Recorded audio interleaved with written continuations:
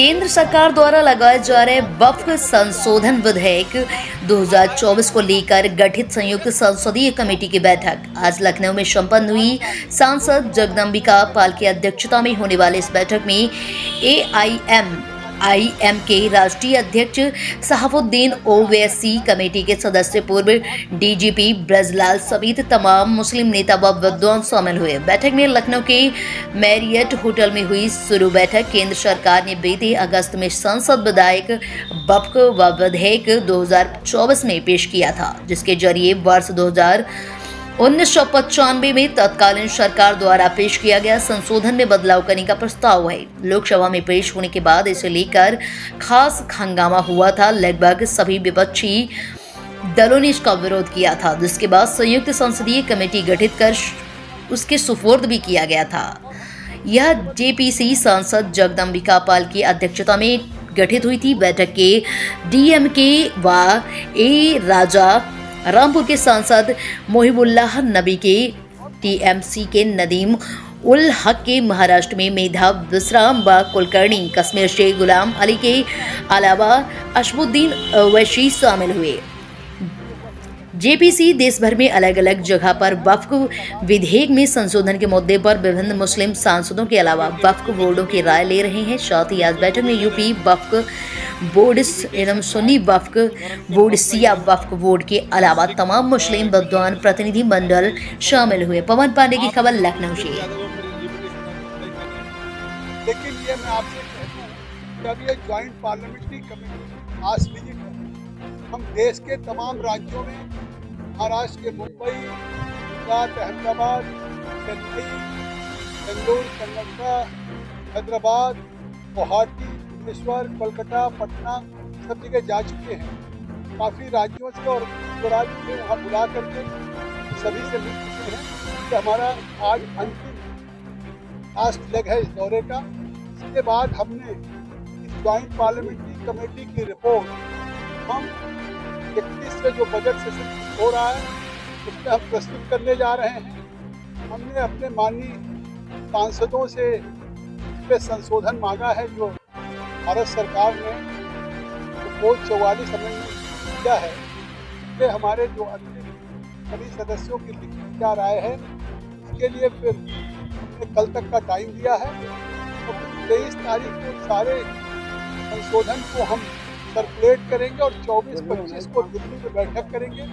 Clause by clause पे हमारा discussion होगा, सहमति होगी, हम क्लॉजेस को पास करते जाएंगे, होगा वो नोट होगा तथा वोटिंग से हम क्लॉज बाई क्लॉज डिस्कस करके फाइनल करेंगे 24-25 को, जिससे कि हम अपनी रिपोर्ट्स को प्रस्तुत कर सकें। सर, जो यूपी की सरकार थी और यूपी के जो नुमाइंदे थे उन्होंने क्या पक्ष रखा, क्या कहा? यूपी सरकार ने जो अपना पक्ष रखा है उसमें उन्होंने कहा है कि हमने बड़े व्यापक ढंग से सर्वे किया है और अभी तक जो उत्तर प्रदेश में वक्त का कोई डाटा नहीं था, कोई उसके आंकड़े नहीं थे, कितना रजिस्टर्ड है, कितना नहीं है। उत्तर प्रदेश की प्रॉपर्टी है खोज कर रखी है, गवर्नमेंट की प्रॉपर्टी है उसको वक्त क्लेम कर रहा है, वक्त कोई और क्लेम कर रहा है। संबंध में आज उन्होंने काफ़ी विस्तार से अपना किया है उत्तर प्रदेश सरकार ने, और उन्होंने कहा है जो सेक्टर कमेटी में भी 8 प्रॉपर्टी कही गई थी, उस सबसे हमने करके उन्होंने कोई विवाद हुआ?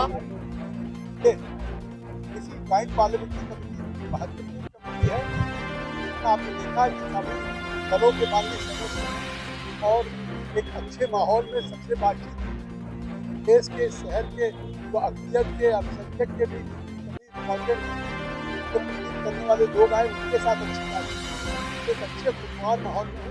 ये उम्मीद है ज्वाइंट पार्लियामेंट के द्वारा जो वक्त हमको सुपुर्द किया गया था वो हम एक बैठ के 24 आज पर सहमति से ऐसी रिपोर्ट देंगे तो आने वाले दिनों में जो एक किसी वाकिफ का वक्त करने का उद्देश्य होता था, वक्त वॉइस पर्पजेज के हो, रिलीजियस पर्पजेज के हो, सोशलिंग पर्पजेज के हो, कोई व्यक्ति अपनी अगर वक्त करता है तो इसलिए करता है कि महिलाओं को, ख़वातीन को, युवा को, बच्चों को मदद हो सके, एजुकेशन में, हेल्थ या हर तरह से कोई आदमी एक प्रॉपर्टी को लेने के लिए वो खुद मुद्दा हो। चलिए आज तमाम प्रॉपर्टी आप देखते हैं, इसका फायदा किसी गरीब को, पसमानदा मुसलमान को, आम बहन को, खवातीन को, बुजुर्गों को मिले तो क्या वो शिकायतें ज़्यादा कराएंगे। इस तरह से कुछ बातें और थी। वक्त के नाम पर रजिस्ट्रेशन मुरादाबाद में हो गया कि एक प्रॉपर्टी तो सबको भी सरकार ने कहा कि हम बना के और निश्चित रूप से सारी करेंगे।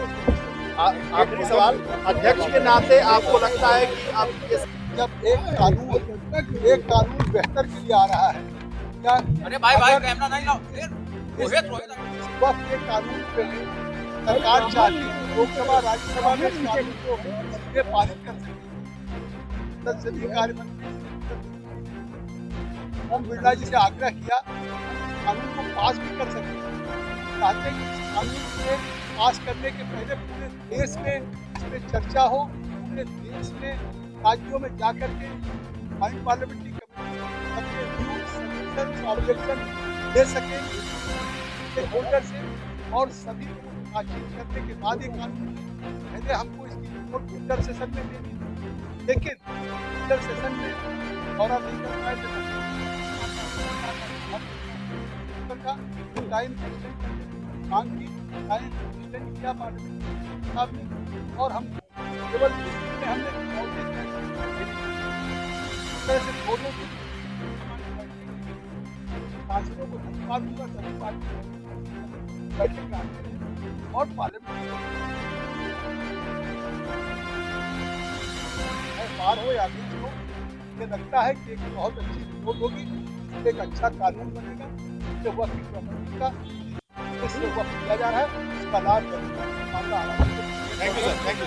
तो खिलाफ और होना चाहते हैं। जब उत्तर प्रदेश में जितने वक्त की प्रॉपर्टीज हैं तो सरकार के ऑफिसर सर्वे करते हैं, सर्वे करने के बाद जब रिपोर्ट लिखते हैं सरकार उन प्रॉपर्टीज को गजेट इशू करे देती है वक्त की प्रॉपर्टी। कैसे इस तरह की बात करते हैं? सिर्फ और सिर्फ नफरत फैलाना इनका काम है और वही काम करते हैं। तो मीडिया रिपोर्ट्स में ये बात आई है कि उत्तर प्रदेश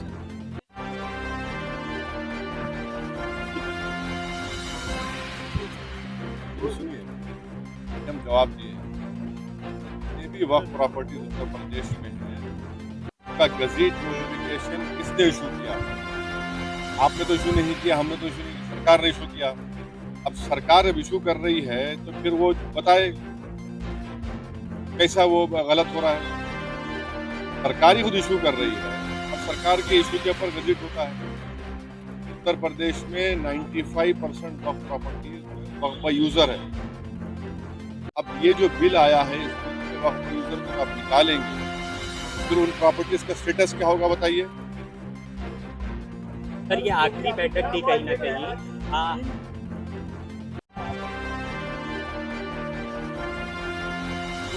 इसकी जमीन कहाँ है वो गजेट नोटिफिकेशन सरकार का इशू है।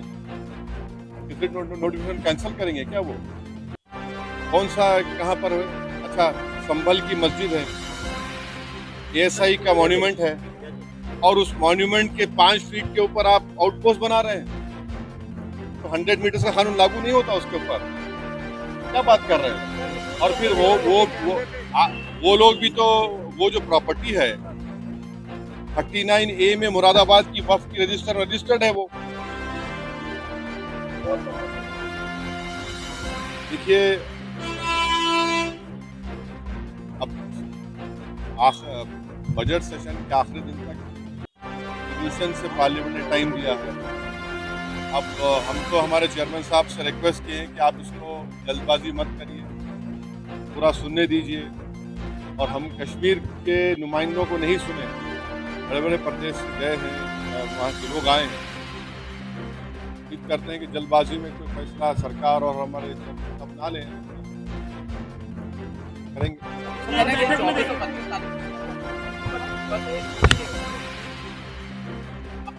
देखिए आप देखिए वो है, मैं प्रियम्प नहीं कर सकता क्या होगा।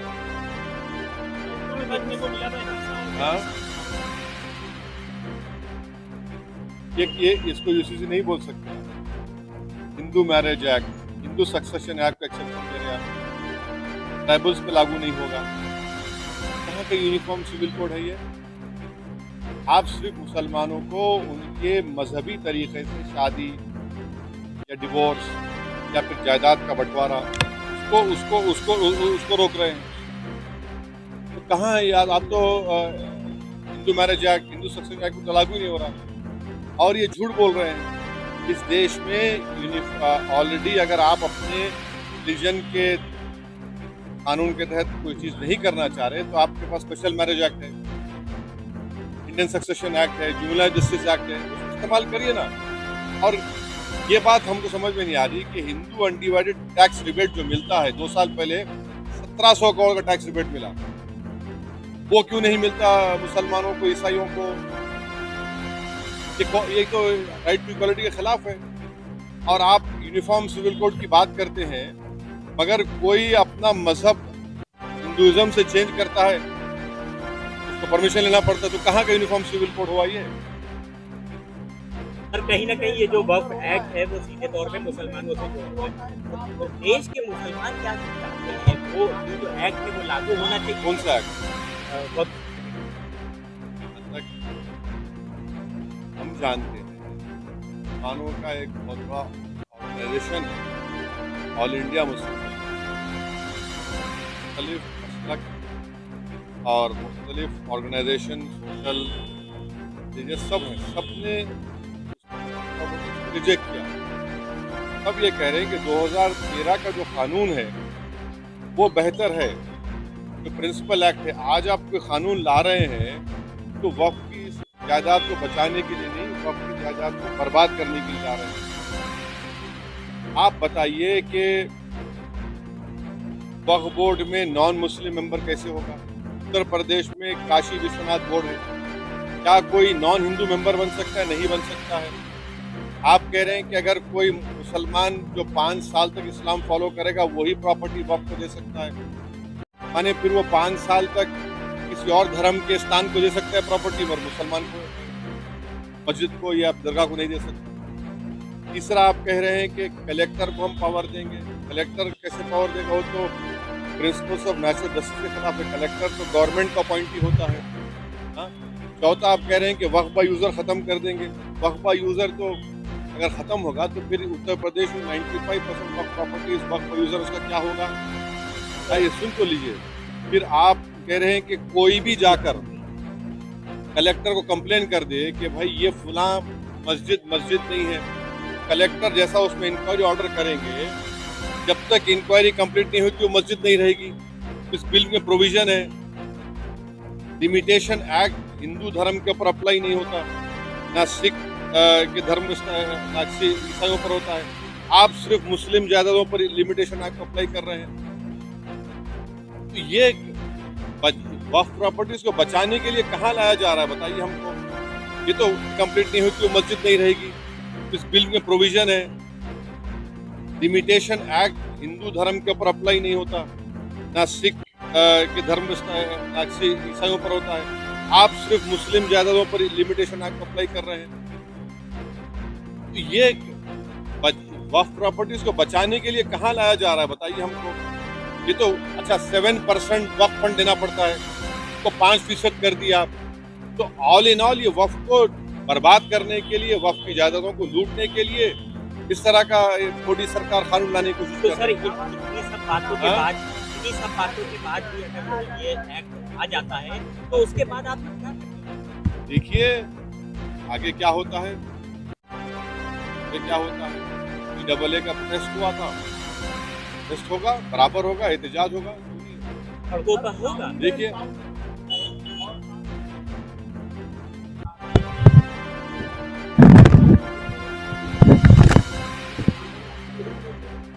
ये तो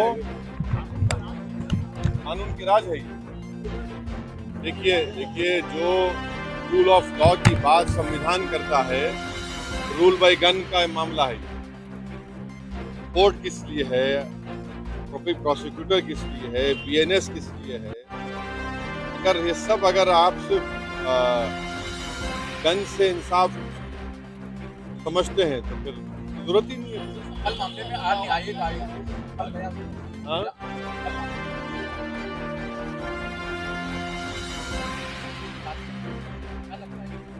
आप ये क्यों नहीं पूछ रहे कि जिसको पुलिस स्टेशन बुलाया था मर गया वो? जिसको पुलिस स्टेशन बुलाया गया था वो मर गया ना। उसके परिवार के लोग क्या कह रहे हैं उसको तो बात करिए। 4 मासूम लोगों की मौत हो गई, 3 को पीठ पर लगी, 3 को सीने पर लगी, 1 को पीठ पर लगी, और फिर जो सुप्रीम कोर्ट ने रोक लगा दी वहां पर। चलिए बस, थैंक यू।